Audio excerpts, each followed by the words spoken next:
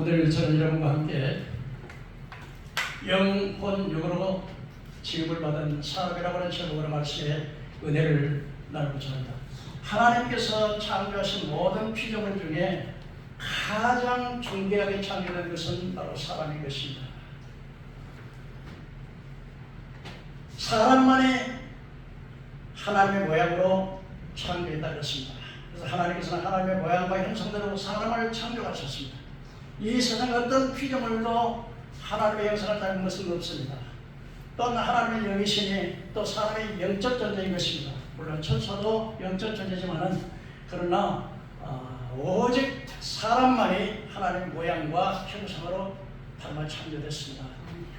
이렇게 창조한 사람은 하나님의 모양과 형상을 닮았기 때문에 무엇보다 모든 피조물 중에 가장 존귀하다고 한 것입니다. 오늘 하나님께서 사람을 흙으로 사람의 모양을 빚으시고 그 코에다가 생기를 불어넣으시니까 생명이 되는지라 그렇게 말씀하셨습니다. 다시 말씀드리면 이게 원어로 보면은 하나님께서 사람의 모양을 빚으시고 그 코에다가 히브리어로 루아크 영을 불어넣으시니까 네페시 곧 살아있는 혼이 되었다, 사람이 되었다 이렇게 말씀하고 있습니다. 그렇기 때문에 사람은 영과 혼과 몸으로 창조된 것을 우리가 알 수가 있는 것입니다. 그 다음 오늘 첫째로 생각해보자 하는 것은 바로 영혼 육의 기능에 대해서 알아보고자 합니다. 오늘 히브리서 4장 12절에 하나님의 말씀이 살았고 능력이 있어 어떤 자와의 날선 그보다 예리해서 영과 혼과 관절과 골수를 주는데 영과 혼과 관절, 영과 혼과 몸이라고 하는 말을 말씀해주고 있습니다. 데살로니가전서 5장 13절에 평강의 하나님의 친의 일을 거룩하게 하시고 너희의 영과 혼과 몸이 그리들 재림의 날에 흠이 없이 보존되기를 원한다고 해서 영과 혼과 몸으로 사람이 창조됐음을 알 수 있습니다. 그렇다면 여러분 이 영과 혼과 몸으로 창조된 그 사람의 기능에 대해서 먼저 알아보겠습니다. 첫 번째 사람은 육체를 가지고 있습니다. 그 육체라고 하는 것은 바로 오각을 통해서 세상을 인지하고 정보를 얻습니다. 오각이라는 게 뭐냐면 여러분이 눈으로 보고 시각, 귀로 듣고 청각, 그 다음에 입으로 맛보고 미각, 그리고 코로 냄새 맡고 후각, 그리고 손으로 만져서 지는 감각, 이 5가지의 육체는 오각을 가지고서 세상을 인지하게 되는 것입니다. 그렇다면 이 영혼육으로 창조된 인간은 그 육체 속에 영혼을 담고 있습니다. 영혼이라고 하는 게 그 혼을 담고 있는데 이 육체 속에 혼을 담고 있는데 이 혼이 기능이 뭡니까? 혼은 바로 지정의라고 있습니다. 이성과 감정과 의지를 가져서 우리 혼은 이성과 감정과 의지를 가지고 있습니다. 다시 말씀드리면 이성이라는 게 뭐냐면 내가 생각하고 공부하고 알고 지식을 쌓는 이것이 바로 이성인 것입니다. 그 다음에 감정이라는 게 뭐냐, 정이라고 하는 게 뭐냐면 여러분 희노애락이죠. 이라고 사람이 기쁠 때는 기뻐하고 슬플 때 슬퍼할 줄 알고 또 마음이 상하면 분노하기도 하고 또 사랑하는 사람이 있으면 사랑하기도 하고 그래서 희노애락을 하는 것이 바로 정입니다. 그래서 육체의 오각을 통해서 정보를 얻고 이 혼이 바로 이제는 지정의 그 다음에 의지적으로 내가 오늘 교회를 갈 것인가 말 것인가 내가 이걸 할 것인가 말 것인가 나는 이 사람과 결혼을 해야 될 것인가 말아야 될 것을 결정하는 의지 그래서 지정으로 이 혼의 기능인 것입니다. 그 다음에 이 혼은 바로 영을 담고 있는데 이 영은 바로 오직 사람만이 영으로 또 천사들은 영으로 창조됐지만은 사람의 영으로 창조된 영은 바로 하나님을 모시는 성전입니다. 그래서 우리가 거듭난다는 것은 하나님의 성령께서 우리 안에 들어오셔서 우리 안에 거하시는 것. 그래서 영은 영을 통해서만 하나님의 영이 우리 가운데 임재하시고 그 영을 통해서 하나님과 교통할 수가 있게 된 것입니다. 그래서 바로 영이 혼을 지배하고 혼이 육체를 지배해서 그래서 바로 영과 혼과 몸이 흡입 없이 보존되기를 원하는 것은 그 영이 바로 혼을 지배하고 혼이 바로 육체를 지배하는 그런 상태. 근데 여러분 이 혼이라고 하는 이 혼이 이제 아담이 타락하기 이전에는 이 혼이 바로 영의 지배를 받아가지고서 이제 그의 이성 가운데는 하나님 아는 지식으로 충만하고 그다음에 그 이성 가운데는 하나님의 모든 하나님의 생각이 하나님의 영광을 위해서 생각을 하고 그 다음에 그의 혼은 영의 지배를 받는 그 혼은 하나님을 사랑하고 사람을 사랑하고 마음이 기쁘고 감사하고 즐겁고 그의 그 혼의 역할이었습니다. 그 다음에 의지적으로는 이제 영의 지배를 받는 혼이 지 마음대로 지 뜻대로 하지 아니하고 하나님의 말씀 중심으로 하나님의 기뻐하시는 의지대로 내가 어떻게 하면 하나님을 기쁘시게 할까? 어떻게 하면 하나님 앞에 순종할까? 어떻게 하면 하나님 앞에 영광을 돌릴까 하는 의지를 따라서 하나님이 영을 지배를 받는 혼이 의지로 결정을 내렸기 때문에 내 마음대로 살지 않고 과도한 정욕에 끌리지 않고 죄짓지 아니하고 오직 지정의가 혼에 있는 지정의가 영의 지배를 받아서 정말 질서가 딱 잡혀있는 그런 상태였습니다. 이 상태를 바로 아담이 타락하기 이전에 아담에게서 찾아볼 수가 있는데 아담의 영 가운데는 하나님의 지식으로 충만하고 하나님 늘 교통하고 하나님의 그 영 가운데 임재하시고 그리고 그 혼 가운데는 늘 하나님 앞에 사랑하고 감사하고 즐겁고 기쁘고 화평하고 그 다음에 그 의지는 언제나 하나님의 뜻을 따라서 영의 지배를 받는 이 이성 의지는 언제나 내 마음대로 살지 않고 하나님 뜻대로 살았기 때문에 이 에덴이라고 하는 곳은 바로 아담이 타락하기 전에 정말 낭만이었습니다. 그래서 하나님께서는 이 에덴이라고 하는 동산의 네 강의 기원, 비손, 히데겔, 유브라데 강 네 강의 줄기차게 흐름으로 말미암아 강의 흐름으로 에덴이라고 하는 것은 풍요로웠습니다. 오곡백화가 물어있고 그리고 모든 과일에 풍성하고 있어 먹을 것이 풍성했습니다. 그리고 이제는 동물과 사람과 자연의 조화를 이루면서 거기에서는 이제는 약육강식의 법칙이었고 사자도 풀을 먹고 서로 동물들로 사랑하고 이는 악이 없기 때문에 이렇게 해서 그 낙원이 됐습니다. 이 에덴 동산에서 아담은 하나님의 주시는 그 영적인 혼이 영의 지배를 받았기 때문에 늘 영적으로 하나님 앞에 늘 감사하며 하나님의 영광을 돌리는 그런 축복된 삶을 살게 됐습니다. 그리고 하나님의 주시는 그 지혜로 하나님께서 하늘에 있는 새들과 땅에 있는 모든 동물들과 바다에 있는 모든 생물을 하나님의 주시는 그 지혜로 다스릴 수 있는 권세를 주었습니다. 하나님의 우주 만물을 창조하시고 그 모든 만물들을 아담을 통해서 이름을 짓게 하시고 이 세상에 있는 모든 것들 하늘에 있는 것 땅에 있는 것 땅 안에 있는 모든 것을 통치하는 권세를 아담에게 주셨습니다. 이런 것만 말미암아서 아담이라 타락하기 전에는 이 에덴 동산은 복된 동산이고 거기는 불행과 고통과 이별과 죽음과 아픔이라 이런 건 절대 없는 정말 낙원이었습니다. 뿐만 아니라 생명과를 따먹음으로 말미암아서 이제는 늙지도 아니하고 병들지도 아니하고 그야말로 20대 30대 초반 같은 신실한 그 육체를 가지고 영원히 살 수 있는 그런 축복 속에서 지음을 받은 것이 바로 사람이었습니다. 바로 이 우리의 조상 아담이었습니다. 그런데 하나님께서는 아담에게 한 가지 약속을 했습니다. 뭐냐면은 동산에 있는 모든 과일은 내가 일부러 먹되 동산 중앙에 있는 선악을 하는 나무는 먹지 말라. 내가 먹으면 정령 죽으리라고 약속을 했습니다. 이건 신학적으로 행위 언약이라고 그러는데 바로 하나님께서 선을 끊으실 것입니다. 이 선을 분명히 나는 창조주고 너는 피조물이고 창조주의 피조물인 사람이 창조주 하나님의 말씀을 순종할 때 하나님께서 주시는 모든 복을 누릴 수 있도록 그렇게 선을 분명히 그었습니다. 사람이 타락하기 전에 천사 루시엘이라고 하는 천사는 가장 높은 지혜에서 모든 천사들 중에 천사장이었고 그 지혜가 아름답고 너무나 아름다운 그런 지혜를 가졌다 보니까 지가 교만한 마음이 돼가지고 자기 천사들 3분의 1과 반의 운동을 일해서 하나님 보좌에서 쫓겨나서 하늘과 땅 사이 공중에 권세를 잡고 지금도 모든 불순종하는 불신자들을 지배하고 있는 그렇게 됐는데, 하나님께서 아담에게도 네가 이 법을 분명하게 지켜서 창조의 질서, 그러니까 선악과라고 해서 하나님의 절대 주권을 의미합니다. 만약에 선악과를 따먹는다 하는 것은 하나님의 말씀을 어기는 것이요, 뿐만 아니라 하나님의 말씀을 어기는 것이 아니라 사람이 하나님 자리에 올라가는 그런 것입니다.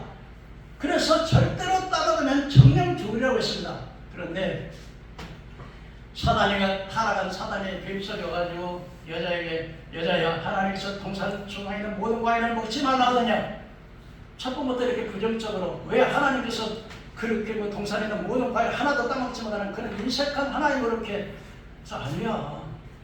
하나님께서 이 모든 과일을 입으로 먹되 동산 이 중앙에 있는 이 선악과는 먹지도 말고 만지지도 말라, 먹으면 죽을까 하더라. 하나님께서는 만지지도 말라는 말은 하지도 않았는데 또 거기다 죽을까 하더라는 정령 죽으리라 하는 말과 죽을까 하더라 죽을지도 몰라 그렇게 말을 했습니다.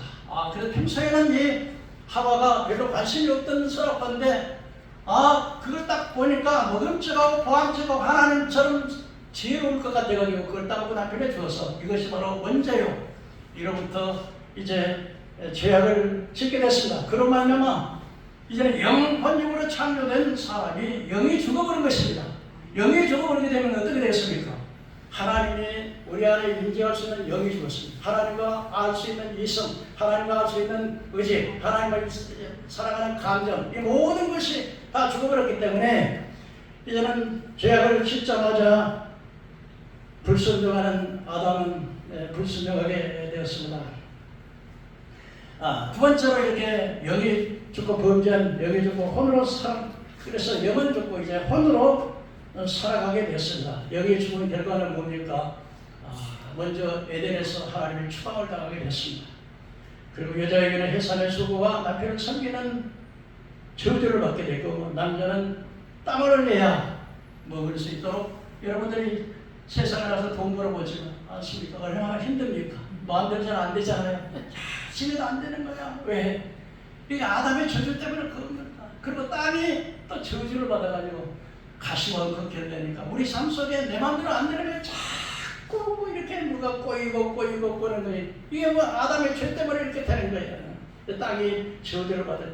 그리고 세상에 사람이 땅에다 집을 짓고 땅에서 먹는 것을 먹고 땅에서 유려고 방하고 살아가는데 하나님이 땅이 저주를 받았으니 어떤 복을 받겠냐 이거예요. 이게 바로 영이 죽어서 하나님을 떠난 인생에, 그래서 이 영이 죽어 있는 불신자는 하나님의 눈이 있어도 보지 못하고 귀가 있어도 듣지 못하는 겁니다. 전혀 하나님을 알 수도 없고 하나님 말씀을 하면은 그냥 알 수가 없어요. 이렇게 뿐만 아니라 하나님 앞에 범죄한 아담의 후예들은 모두 다 원죄로 한 사람을 만나면 죄가 세상에 들어오고 죄로 말미암아 사망이 만나니 그러므로 모든 사람이 죄를 지었습니다. 사망이 모든 사람에게 있다는 이 원죄와 모든 사람이 의인하는 날에 한 사람도 없다 그래가지고서 모든 사람이 다 죄인이고 죄값은 사망이라고 했습니다. 그래서 이제는 육신의 나이가 들고 이제 땀을 흘리고 자꾸 이제 생명을 안 땀 흘리고 늙어지고 그러다 흙이니까 흙으로 돌아가면서 죽음이 없고 죽으면 심판이 없고 그뿐만이 아닙니다. 이제는 영이 죽어서 하나님 앞에 범죄하자마자 사탄의 노예가 돼가지고 모든 불신자는 다 사탄의 노예가 되어 있습니다. 자기는 자유롭게 살아가는지만은 절대로 자유롭게 살아가는 것이 아니라 자꾸 사탄을 섬기는 것입니다. 종교는 나갔다, 불교든 유교든 어떤 종교든 그 뿌리는 사탄입니다. 이름만 바꿨지 다 사탄을 섬기는 것입니다. 사탄은 끊임없이 와서 자기를 섬기하라, 하나님의 예배를 받고 하나님을 섬기하는 대신에 자기를 섬기라고 해가지고 제사 지내라고 우상숭배하라고 그러고 끊임없이 괴롭힙니다. 질병으로, 사고로, 가정불화로, 그 다음에 전쟁으로 떠나는 자연재해로 수없이 끊임없이 이 사단이 지배하고 그렇게 지내다 결국은 그 영혼이 지옥으로 끌고 가는 것이 사단이에요. 이것이 바로 하나님을 떠난 인간의 비극이었다는 사실을 성경 우리에게 말씀해 주고 있습니다. 그래서 여러분, 우리 하나님께서는 요한삼서 1절에 내 영혼이자 정같이 내가 범사에 잣더니 강건하기를 간구하는 것은 영이 혼을 지배하고 혼의 육신을 지배하는 질서가 잡힌 상태에 그렇게 되기를 원하는 것인데, 근데 여러분, 사람이 정죄된 처나 깨닫지 못하는 자는 짐승과 같다. 이 사람의 한 영혼이 천하보다 귀한데 영혼보다 육신도 귀한데 내 생명과 이 천하를 어떻게 바꾸겠습니까? 그러나 내 생명보다 100배, 1000배나 귀한 것이 영혼입니다. 그런데 그 영혼을 귀한 줄은 모르는 것입니다. 어떤 추운 겨울날 런던 시내의 한 악기전에 남루한 옷을 입고 추위에 떠는 한 남자가 찾아왔습니다. 그 소리는 바이올린이 들려 있었습니다. 그러면서 주인에게 이렇게 말했습니다. 주인, 사장님, 제가 지금 배가 고파서 너무 견디지 못하겠습니다. 이 바이올린을 사세요. 그 주인은 먼지투성이 바이올린을 별로 관심 없었지만 그냥 동정하다시피 배고픈 사람 밥 한 끼 준다 생각하고 5달러를 줘서 그 바이올린을 샀습니다. 그러고 이제 그 남날 옷을 입었던 사람이 이제 그 5달러를 받아가지고 나간 다음에 우연찮게 그 바이올린을 잡고 줄을 잡고 튕겨 보니까 그 바이올린의 소리가 기가 막히게 음색이 막 굉장한 거예요. 그래서 그래가지고 다시 이제 불을 켜고 나서 그 먼지를 닦고 왔더니 거기 다시 보니까 안토니아 스타티베리라고 하는 안토니아 스타드베리라고 하는 그 유명한 아주 바이올린이었습니다. 이것이 바로 1704년에 자그마치 몇백 년을 이 바이올린을 찾으려고 온 세계 사람들이 그렇게 찾으려고 찾을 수 없었던 그 귀중한 바이올린이었습니다. 그런데 그것이 바로 스트라디베리라고 하는 안토니오 스트라디베리라고 하는 사람이 이 바이올린의 가격이 얼마냐 정말 500만 달러인데 딱 5달러 받고 팔아버린 거예요. 이 사람이 이 바이올린의 가치를 모르는 거 하지 않습니까? 오늘날도 마찬가지로 우리가 인생을 살아가면서 영혼의 가치가 얼마나 귀한데 영혼의 가치를 마치 바이올린의 가치를 몰라가지고 500만 달러의 바이올린을 5달러 주고 배고프다 팔아버리는 사람과 같이 영혼의 가치를 모르는 것입니다.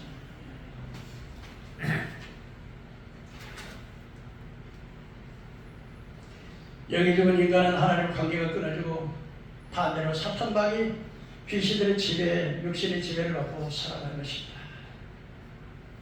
예수님께서는 영이 죽은 자를 죽은 자라고 해요. 뭐라고 그랬다고요? 죽은 자. 영이 죽은 자를 어떤 자라고요? 죽은 자. 죽은 자라고. 영이 살아있는 사람은 죽어도 산 사람이 죽은 사람이에요. 산 사람. 그래서 예수님께서 한 사람이 와서 예수님, 내가 우리 아버지 장사 지냈는데 돌아가셨는데 장사 지내고 내가 예수님 따라갈게 해요. 그랬더니 주님이 하시는 말씀이 죽은 자로 하여금 죽은 자로 장사하는 날더라고요. 살아있는 사람을 보고 장사님, 살아있는 사람을 죽은 자로 보는 거예요. 근데 그때부터 이제 영의 지배를 받던 인간이 혼의 지배를 받게 되는 거예요. 근데 혼의 지배를 정신적인 지배를 받는데 정신적 지배가 육체를 컨트롤할 수 있느냐? 잘 못해요. 여러분, 술 먹고 싶은 마음이 나 술 먹어서 안 되지. 근데 뭐가 끌고 가요? 육신이 끌고 가요. 육신이 막 이게 먹고 싶어 견디지 못하는 거야. 나는 내가 음란 행위를 안 해야 된다. 정신적으로 혼이 이건데 그래도 뭐가 끌고 가요? 육체가 끌고 가는 거죠. 그래서 영이 혼을 지배하고 혼이 다시 육체를 지배하는데 이 혼이 육체를 지배하지 못하는 거예요. 전부 생각하는 분은 이 혼이 정신이 이 마음이 육체의 지배를 받고 사는 거예요. 전부.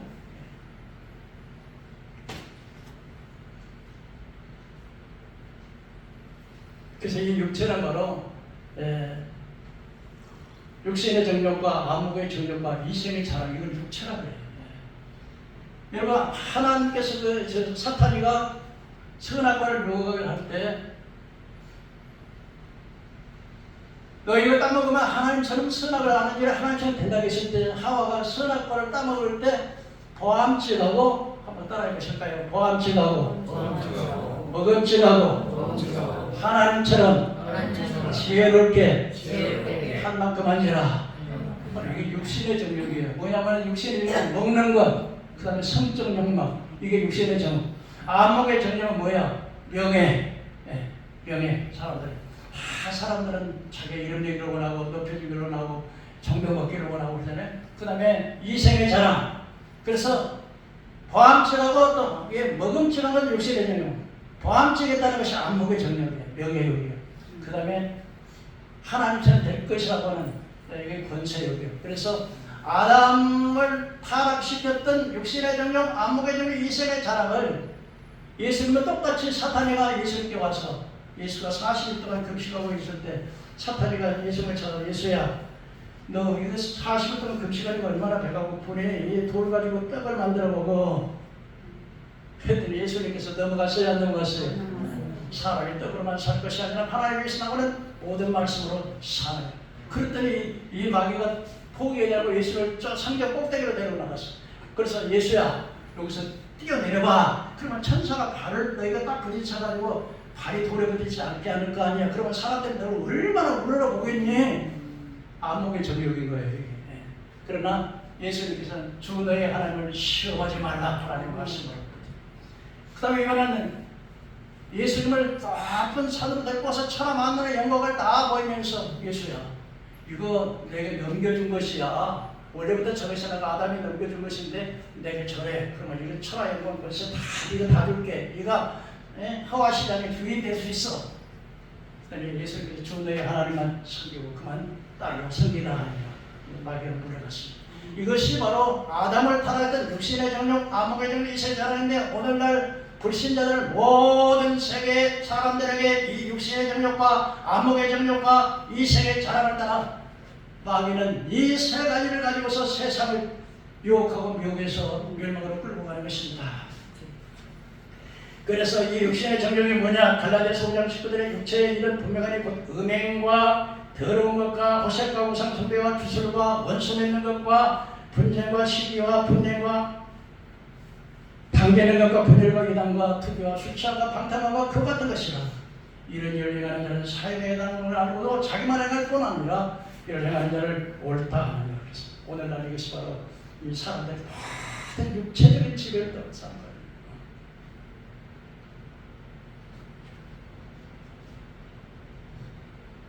혼으로 살아가는 인생들은, 근데 하나님께서는 이렇게 영에 죽어가지고 자기 혼으로 자기가 하나님의 주인을 버리고 자기가 주인이 돼서 인생을 살아가는 꼬락서니가 오늘 이 모양 이 꼴 아닌데, 그거를 가지고서는 혼으로 살아가는 사람들에게, 아담에게 가죽옷을 취입했어. 뭘 취입했다고요? 가죽옷을 취입하려면 무화과 잎을 가지고서 옷을 만들어서 죄 짓기 전에는 부끄러운 줄 몰랐는데 벗고 있는 것이 부끄러워가지고 무화과 잎으로 가렸어.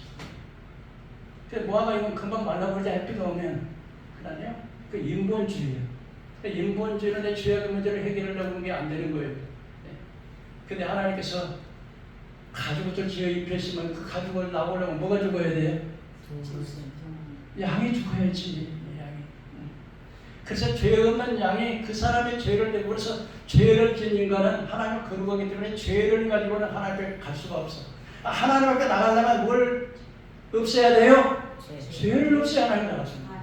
그래서 하나님께서는 아담에게 가죽옷을 지어 입혔다는 것은 앞으로 장차 오실 예수께서 우리의 모든 인류의 죄를 대신 짊어져서 죄값을 대신 갚아주시고 그를 믿는 자는 우리의 구원을 주시는, 그래서 이것은 앞으로 장차 오실 예수 그리스도가 우리의 죄를 위해서 십자가에 죽어서 그 죄 없으신 얘가 나를 위해서 죽으실 그래서 내 죄값을 예수님의 피로 갚을 것을, 속량하실 것을 예표로 보여주는 거 이제 이스라엘 백성은 하나님의 아브라함을 택하시고 그 아브라함 백성을 이스라엘 백성을 삼으시고 하나님께 나가기 위해서 제사의 문제를 통하여 하나님 앞에 나가거든 속죄제를 통해서 피를 내서 양을 잡아서 양이나 소나 수염소에 흠없는 것을 들여가지고 피를 잡아서 제사를 드리고 하나님께 나갈 수가 있어요.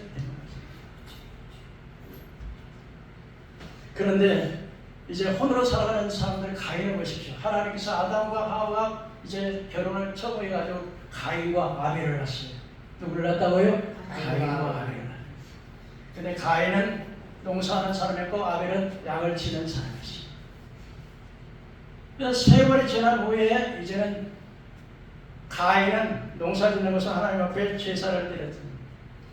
아벨은 자기 양을 가지고 첫 새끼를 갖다 드렸어요. 근데 하나님께서 가인의 재산은 안 받고 이 아벨의 재산만 받았어요. 그러니까 가인이 육신이 되는 정욕의 사람이 됐는데요. 분노가 일어나요. 질투가 일어나요. 얼굴이 불그락불그락해졌어요. 근데 하나님을 보시니까 얼굴을 쳐다보니까 이게 성질을 바짝 났거든. 그 하나님이 가인에게 가인아 네가 선을 행하면 어찌 얼굴을 들지 못하겠느냐. 선을 행하라. 그렇지만 죄가 너희 문 앞에 엎드려지느냐. 근데 우리 하나님께서 내 제사를 잘못 지냈다고 책망한 적도 없어요. 내 동생의 제물은 받고 내 제물은 안 받았다 그러면 내가 앞으로 내 제물 정성이 부족했나 보다. 내가 앞으로 잘해서 해야지. 이렇게 해야 되는 건데 화가 나는 거죠. 그래가지고 자기 동생을 들판으로 살아먹는 것을 유인해가지고는 쳐 죽였어요. 그때 하나님께서 불렀어요. 가인아, 가인아, 네 동생이 어디 있냐? 몰라요. 여러분 하나님이 머리카락까지 따지고 다 보시는데 몰라요. 아니면 내 동생은 내가 동생을 지키는 아우를 지키는 자입니까? 했더니 하나님이 가인에게 말했습니다. 가인아, 네 동생의 핏소리가 내게 들려나냐? 여러분 피는 소리를 치는 거예요. 피가 어쩐다고요? 하나님 호소하는 거예요. 그 하나님께서 말씀하셨습니다. 네가 네 동생의 피를 받았으니 땅의 피를 받았으니 땅의 저주를 받아서 네가 농사를 지어도 농사가 안 되고 너는 땅에서 유리하고 방황한 자가 될 것이다. 그러더니 가인이 하나님 내 죄가 너무 중해요. 내 죄가 너무 무거워요. 사람들이 나를 만나면 쳐 죽일 거예요. 그랬더니 하나님께서 가인에게 표를 아니다. 내가 너에게 표를 하나 해줄 것이다. 이 표를 보는 사람은 너를 죽이는 사람은 벌이 7배나 될 것이다. 표를 해줬습니다. 하나님 그래도 그 진노 중에도 자비를 베풀으셨어요. 그대로 가인은 하나님을 멀리 떠났어. 멀리 떠나가지고 저기 아들을 낳는데 에녹이라고 하는 아들을 낳았어. 근데 자기 아들의 이름을 따가지고 성을 높이 쌓았어. 왜 성을 쌓아요? 이는 하나님을 믿고 사는 것이 아니라 칼을 믿고 내 힘을 믿고 성을 쌓아가지고 전쟁을 해가지고 내가 내 자신을 지켜야 되겠다는 이런 상태로 하겠어요. 여러분 왜 하나님께서 가인의 재산을 받지 않고 아벨의 재산을 받아서 가인의 재산은 악한 자의 재산을 하나님 안 받으시고 어쩌다고요? 악한 자의 재산. 그리고 여러분 피의 재산은 하나님의 재산을 먼저 이 구약시대에도 이스라엘 백성들이 죄를 지면은 먼저 곡식으로도 제사를 받으세요. 그러나 곡식으로 제사 밀가루로 떡반죽으로 해서 가루로 제사를 드릴 때는 반드시 피의 제사와 함께 드려야 됩니다. 그런데 아벨은 어떻습니까? 그는 선한 사람이었고 양을 잡았으니까 피의 제사를 드렸고 그냥 첫 새끼니까 제일 좋은 것을 드렸어요. 하나님 앞에 드릴 때 좋은 것을. 그러니까 여러분 이 구약의 제사가 신약시대의 예배입니다. 여러분 예배 한 번 가인의 실패함으로 인해서 가인이 어떻게 됐습니까? 귀찮아요. 여러분 예배가 중요한 걸 알아야 돼요. 믿으시길 바랍니다. 아멘. 인류는 그래서 하나님께서는 가인 대신에 아벨이 죽은 대신에 아벨과 똑같이 생긴 셋이라고 하는 사람을 만들었어요. 근데 셋의 후손들이 하나님을 섬겼어요. 근데 성경에 보면은 창세기 6장에 보면은 하나님의 아들들이 사람들의 딸들의 아름다움을 보고 상가를 갖고 결혼을 해가지고 네피림이라는 거인들을 낳고 아낙 자손을 낳았다. 근데 여러분 어떤 사람들은 이 주석가들은 천사들이 가인 우선 사람들의 아름다움을 보고 이렇게 천사하고 사람하고 결혼해가지고 아낙 자손 네피림 우선을 낳았다. 그런데 그건 비성경적이에요. 왜냐하면 천사는 중성이랑 결혼을 하죠. 그러면 여기에 하나님의 아들들은 누구냐? 바로 셋의 후손들인데 가인의 아들들은 누구냐? 바로 가인의 후손들. 세상에 하나님의 아들들은 사람의 딸들은 가인의 후손들. 하나님의 아들들은 셋의 후손들인데 이 셋의 후손들이 이 가인의 후손들과 그냥 내 딸을 상대에다 주려고 상대 딸을 내 매니로 삼기로 해가지고 그게 그 나쁜 근데 이렇게 됐습니다.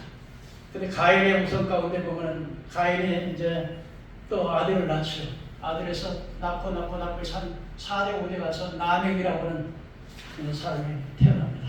이 나멕이라고 해서 이제 두 아들을 얻어요. 그때부터 일부 다처제가 시작돼요.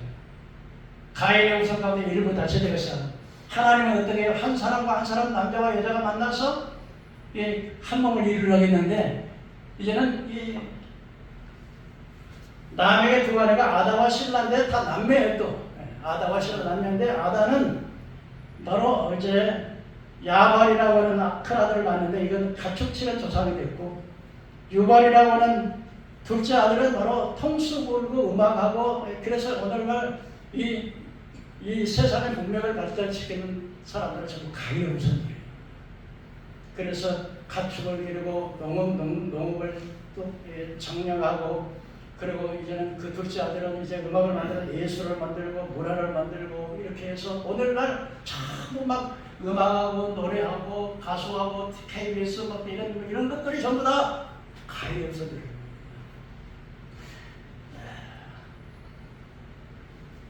그래서 이제 이렇게 이들이 창세기 6장에 보니까 사람들이 매일 보니까 전부 육체가 돼. 육체. 뭐가 돼요? 아까 육체가 뭐라고 말씀드렸죠? 그러니까 하나님의 신이 하나님께서 이 사람들 도저히 볼 수 없다 그래가지고 하나님의 신이 떠나버려요. 여러분 성령님이 떠나면 망하는 거예요. 하나님의 신이 떠나가니까 어때요? 노아의 8 식구 외에는 전부 다 물로 싹 쓸어버리는 거예요. 인류를. 이건 내가 지어낸 이야기가 아니라 인류 역사라고 증명하는 거예요. 8 식구만. 근데 8 식구 중에서 또 이렇게 노아가 이제 포도를 해가지고 포도를 해가지고 또 이렇게 하나님께 제사 지내고 난 다음에 그냥 술을 취했던가 그냥 해가지고 빨가벗었는데 셈과 함과 세 아들이 있었는데 함의 아들이 가가지고는 아유 아버지가 주책받아지지 저렇게 그냥 술 취해가지고 그때 야 봐라 야 형님 동생 한번 봐 이제 아버지 꼬락서 좀 봐 그러거든. 술이 깨가지고서 이제 노아가 그 사실 알았어. 화가 나니까. 셈의 아들은 셈과 함과 야곱인데 셈의 아들에게는 종교적인 자유, 이스라엘 백성들이 하나님의 섬기는 그 복을 주셨고 야벳은 유럽 민족은 야벳이 유럽 민족인데 셈과 야벳은 자기 아버지의 하체 부자라고 뒤로 돌아서 가지고 이 목포를 가지고 아버지 하체를 덮어줬어요. 잠이 깨고 난 다음에 그럼 화가 났든지 이 함이라고 하는 얘네는 셈의 종의 종이 되고 야벳의 종이 종이 되라고 그렇게 해버려요. 그래서 흑인들이 여러분요 아프리카에 있는 이렇게 인류 가운데 가장 어렵게 사는 거예요. 그러고 난 다음에 이제는 노아의 후손들이 또 이제 노아의 후손들이 번성했어요. 번성하니까 저 신할 편지다 바벨탑을 높이 쌓아가지고는 이렇게 말했어요. 그게 바로 함의 후손이 이게 니무롯이라고 하는 이제 사냥꾼인데요. 딱 해가지고 전 세계에 통치를 하는 통치자가 돼가지고서는 야 우리가 이제는 바벨탑을 쌓자. 하늘의 꼭대기까지 쌓아서 우리 흩어지고 얼마나자. 하나님께서 물을 홍수로 내려가지고 산을 덮어버렸기 때문에 그때는 다 죽었지만은 산보다 더 높게 하늘까지 높이 탑을 쌓으면 우리가 죽지 않을 거 아니야. 하나님의 대적을 하면 제일 꼭대기에다가 사탄을 증거하는 신전을 짓고 그때부터 하나님을 거역하게 됐어요. 그때 하나님께서는 하나님 내려와서 그것을 보시고 어디를 혼잡시켜버려요. 말이 통하는 사람들이 지금 모여가지고 어떤 사람은 유럽으로, 어떤 사람은 중국으로, 어떤 사람은 러시아로, 어떤 사람은 대한민국으로 이렇게 흩어지게 되는 거예요. 이게 바로 혼으로 살아가는 인생들의 모습인 것입니다. 마지막으로 여러분, 우리가 셋째로 살아나기 위해서, 우리가 혼이 살아나기 위해서 우리가 어떻게 해야 될까요? 예수님께서 이제는 하나님은 인류를 전부 다 하나님의 공의대로 하면 어떻게 해야 돼요? 전부 죽어서 전부 지옥 가야 되는데 하나님께서 또 그 인간을 전부 다 쓸어서 멸종시키기는 영원히 지옥에 넣게 되면 불쌍하니까. 근데 이 세상에는 이 죄의 문제를 해결할 사람이 하나도 없는 거야. 하나님의 죄값을 갚아야 인간이 구원을 받는데 죄를 해결할 사람이 한 사람도 없는 거예요. 그래서 할 수 없이 죄 없는 아들을, 그래서 자기 아들을 인간의 죄진 죄 속으로 속죄 제물로 그 아들을 위해서 공의를 이루시고 자기 아들의 몸으로 사랑을 이루셔서 이렇게 해서 누구든지 예수를 믿으면 모든 원죄와 자범죄에서 용서받고 구원을 받는다는 약속을 했습니다. 그러나 사람의 예수님께서 우리 모든 인류의 죄의 문제를 해결하고 그를 믿기만 하면 구원을 받는데 영이 죽어있는 사람은 영이 죽어있기 때문에 믿을 수가 있어요? 없어요? 없어요. 그래서 하나님이 성령 하나님을 보내셨어요. 성령 하나님을 보내셔서. 그래서 한번 따라하실까요? 너희가 물과 성령으로 거듭나지 않으면 하나님 나라를 볼 수 없나요? 여러분 말씀 듣고 있을 때 성령께서 여러분 죽은 영을 살리는 거야. 이게 거듭나는 거예요. 그래서 그래서 니고데모라고 하는 사람이 예수님의 표적과 기적을 보고서 밤중에 예수를 찾아가면 이단이라 그럴까봐 밤에 몰래 찾아왔습니다. 그러면서 예수님께 말했습니다. 예수 선생님, 나는 당신이 하늘로서 오신 분인 것을 내가 압니다. 그때 예수 다들기로 너희가 물과 성령으로 거듭나지 않으면 하나님 나라를 보지 마라. 이해가 안 가요. 아니, 거듭나 두 번 나. 어떻게 그럼 어머니 뱃속으로 내가 이렇게 나이가 들었는데 어머니 뱃속으로 다시 때가 난단 말이니까. 네. 그렇게 말하자 예수님께서 영으로 난 것은 영이요 육으로 난 것은 육이니 너희가 거듭나야 하는 말을 기억하지 마라. 다시 말씀은 부정모에 터서 육신이 태어나지만 영으로 하나님의 성령으로 새 생명을 받아 다시 태어나는 거. 이렇게 해야 거듭나야 된다. 그래서 여러분 하나님의 성령께서는 성령을 보내셨습니다. 그래서 구약시대의 요엘 선지자 보면 내가 말세에 남경과 여종의 성령을 불붙듯 부어주시니 자녀들은 영원할 것이요 젊은이는 환상을 보고 늙은이는 꿈을 꾸리라. 주의 이름을 부르는 자는 구원을 얻으리라. 성령으로 구약시대의 요엘 선지를 통해서 이 성령을 보내주실 것을 예언하셨습니다. 구약시대에는 특별한 제사장이나 왕이나 선지자들에게만 역사했던 또 천막을 짓는 그런 사람들에게만 하나님의 영향을 역사했는데 마지막 때에는 남자나 여자나 종이나 자유이나 다 차별 없이 성령을 보여주겠다고 약속하셨는데 그 성령 예수님께서 열두 제자들에게 부활 승천하시고 40일 동안 함께 가시고 난 다음에 이렇게 너네 예루살렘을 떠나지 말고 약속하신 것을 기다리라. 너희가 몇 날이 못되어 성령으로 세례를 받으리라. 이 말씀에 그러면서 하나님 보좌로 승천하실 때 갈릴리 사람들이 예수가 부활해서 승천하신 모습을 쳐다보고 있는데 갈릴리 사람들아 어째서 하늘만 쳐다보고 있느냐. 내가 본 그대로 다시 오리라. 그리고 너희가 몇 날이 못해서 성령을 받으리라. 500명의 그 관계를 받는데 마가요한의 사람은 딱 120명이 성령 받기 위해서 열심히 기도하자 오순절날 이름에 성령 예수님께서 부활해서 50일째 되는 날 성령이 교회에 임했습니다. 오순절 교회에 임했는데 불이 막 바람 소리가 온 집에 가득하고 불이 해가지고 갈라지는 것이 있더니 사람들이 막 뜨드다다다다다다다다다다다 방언의 역사를 막 하고 있는 거예요. 저기 이제 흩어져 있던 이방으로 저기 이민 같은 사람들이 1년에 한 번씩은 하나님 예루살렘에서 성전에 제사를 드려야 되는데 와서 보니까 먹으니까 그런데 메대 사람, 헬라 사람, 바데 사람, 헬라 사람, 로마 사람 다 이렇게 이민 간 사람들이 자기 언어로 막 들리는 거예요. 막 너다다다다다 하는데 자기 귀로는 막 미국 말로 들리고 영국 말로 들리고 프랑스 말로 들리고 메대 말로 들리고 헬라 말로 들리고 다 알아들리고 그 중에 어떤 사람이 저 사람들이 나중에 술 취했네. 술 취한 것이 아니라 베드로가 약속하신 성령이 부어졌다고 이렇게 베드로가 설교하는 것을 성령이 이렇게 오셔서 제일 먼저 하시는 일은 뭐냐? 우리의 영을 거듭나게 하십니다. 아멘. 살리는 거예요. 그리고 그 성령이 우리 안에 들어서 고린도전서 3장 16절에 너희는 하나님의 성령이 되는 것과 너희 안에 성령이 가시면 아니 못하냐 말씀하셨는데, 성령이 우리 안에 오셔가지고서 제일 먼저 회개의 역사를 이끄는 거예요. 그래서 죄에 대해서 의에 대해서 심판해서 책망하시고, 에스겔서 36절에 보니까 내가 새 영을 또 너희 주로 새 마음을 내려서 너희 육체 가운데 굳은 마음을 제하고 부드러운 마음을 줄 것이며, 내가 내 영을 너희에게 부어주심으로 말미암아서 내 윤례와 법도를 지켜 행하게 할 것이다. 회개의 영을 성령에 부어주시라. 내 마음대로 해야 되는 게 아니라 성령께서 내 마음을 회개하시고, 뿐만 아니라 성령께서는 우리에게 오셔가지고서 이제는 진리 가운데 예수님 가운데 인도하시고, 또한 보혜사 내가 아버지께서 보내실 성령, 그가 너에게 모든 것을 가르치시고 내가 너에게 말한 모든 것을 제망하게 하시라. 하나님의 말씀을 깨닫게 하시는 분이 성령 하나님이십니다. 네, 개인적으로 성령 하시는 일에 성령님께서는 우리는 마땅히 빈발하지 못하지만 성령은 무한한 탄식으로 우리를 대신해서 기도한다는 거예요. 여러분, 우리가 5분 10분도 기도하기 힘들어요. 1시간 기도하면 더 힘들어요. 그런데 성령이 우리를 대신해서 성령에 붙잡혀서 기도하면 4시간, 5시간도 기도하는, 성령이 우리를 탄식을 하면서 기도하는 거예요.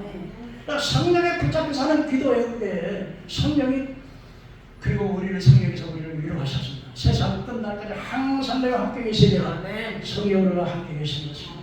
뿐만 아니라 성령 하나님께서는 이제 온 세상에 복음을 전하는 진출된 역할을 합니다. 성령께서 안디옥 교회에게 말씀하시기를 금식하고 기도하는데 안디옥 교회에서 성령이 친히 말씀하시기를 바울과 바나바를 따로 세우라. 그래서 선교사 파송하는 것이 누가 하냐? 성령 하나님께서 교회의 주인, 교회의 주인은 예수님이요 교회를 이끌어 가시는 이는 성령 하나님이신 거예요. 그래서 바울과 바나바를 따로 세우라. 그러니까 금식에서들 성령의 보내심을 받아서 가는데, 성령 하나님께서는 아시아에서도 복음을 전하지 못하게 했어요. 그래서 갈라디아를 거쳐서 비두니아를 거쳐서 부시아를 거쳐서 드로아에 임해 있을 때 갑자기 마케도냐 사람들이 환상이 보이는데 막 마케도냐 사람들이 선지를 하면서 우리 좀 도와주라, 우리 좀 도와달라고 해서 하나님께서 우리를 이제는 저 유럽의 첫성인 마케도냐 갈라디아로 보내는가 보다 하고 갔어요. 갔는데 거기 보니까 한 귀신 들린 여종이 바울을 보더니 이는 지극히 높으신 하나님으로서 하나님의 일을 선포한다고 막 떠들어지니까 복음 전하는데 방해가 되니까 바울이 내가 예수 이름으로 왜 가느니 이 천치님처럼 나오라. 그러니까 천정은 귀신이 떠나버렸어. 주인이 그 여종을 줘서 돈을 많이 벌었는데 이 여종이 전개가 안 나와 이제 귀신이 떠나버리니까, 그래가지고 이 남자가 그 전쟁의 주인이 자기 여종인 주인이 고발을 했어요. 이 사람들이 우리 아지도 못하는 사람들이 와가지고 우리 도시를 소란하게 한다고 그래가지고 바울을 갖다가 바울과 신라를 감옥에다 가놨어요. 세사를 못 가고 가놨는데 바울과 신라는 하나님 원망하지 않고 하나님께 기도하고 찬송했어요. 죄수들에게 찬양하고 기도하는 소리를 들으니까 갑자기 옥문이 건드려서 막 움직이더니 막 옥문이 열고 바울이 이렇게 세사를 찾아 세사에 포려졌어요. 그러고 막 죄수들의 그 노래와 찬양, 기도 소리를 들었어요.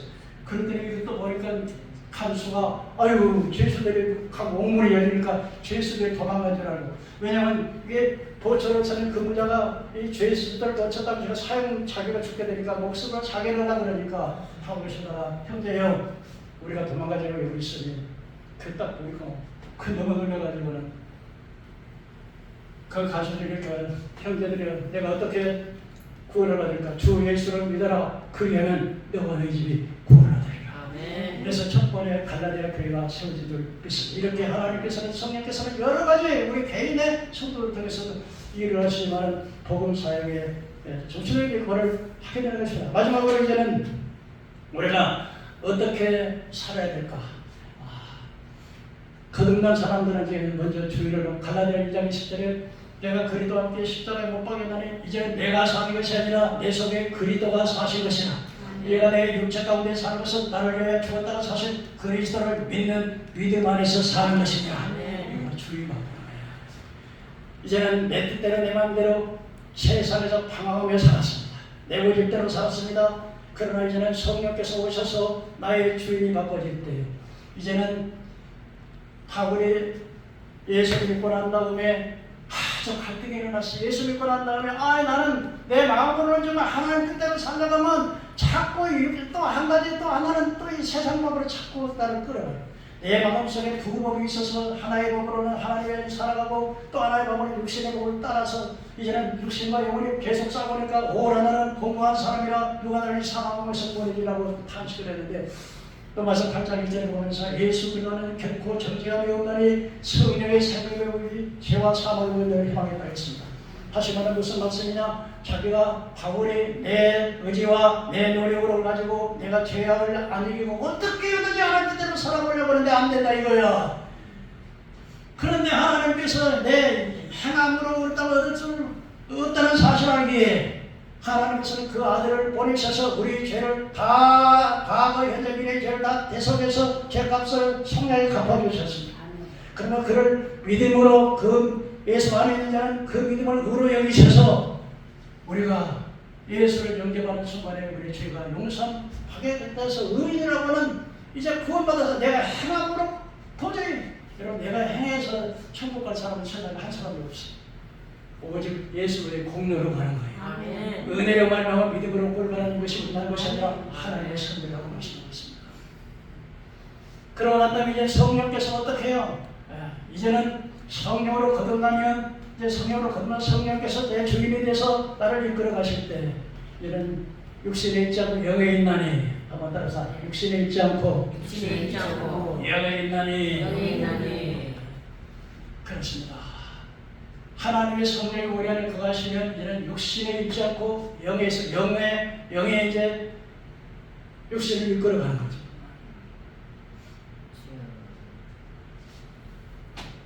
너희가 거듭나야 하는 말을 귀히 여기지 마라. 그래서 그리스도의 영이 없는 자 한번 따라서 그리스도의 영이 없는 자는 그리스도의 사람이 아니니라. 여러분 예수를 믿으시면 한번 아멘 하시죠. 여러분 안에 성령님이 거하실 거예요. 여러분은 이제 육신에 있지 않고 영을 따라 살아야 됩니다. 여러분 그래서 육신은 자꾸 성령을 거슬려요. 육신은 자꾸 성령을 거슬려. 여러분 교회를 나오는 것도 그래요. 자꾸 교회를 만나고 어떤 아프게 만들고 또 사고 나게 만들고 친구가 오라 그러고 또 뭔 일이 생기고 그걸 자꾸 봤더니 육신적으로 교회 속에서 누가 방해해요? 마귀가. 여러분 싸워야 되는 거예요. 믿음으로 싸워야 돼요. 그래서 이게 마귀라는 놈이 어떻게 나 교회 못 나가게 하거나 어떻게 나 믿음대로 살지 못하게 하거나 이걸 깨닫고 말씀과 기도로 이기기를 바랍니다. 그래서 여러분 영원히 잡된같이 검사하는 강건하게 원한다. 몸과 흠과 영의 그때 제일 원하는 흠 없이 보존되기를 원하는 것은 영이 혼을 지배하고 혼이 육체를 지배해서 질서가 잡힌 상태일 때 영혼이 잡되면 범사가 잡되고 강건하게 되는 거예요. 이런 축복받는 여러분 되기를 주의 이름으로 축원합니다.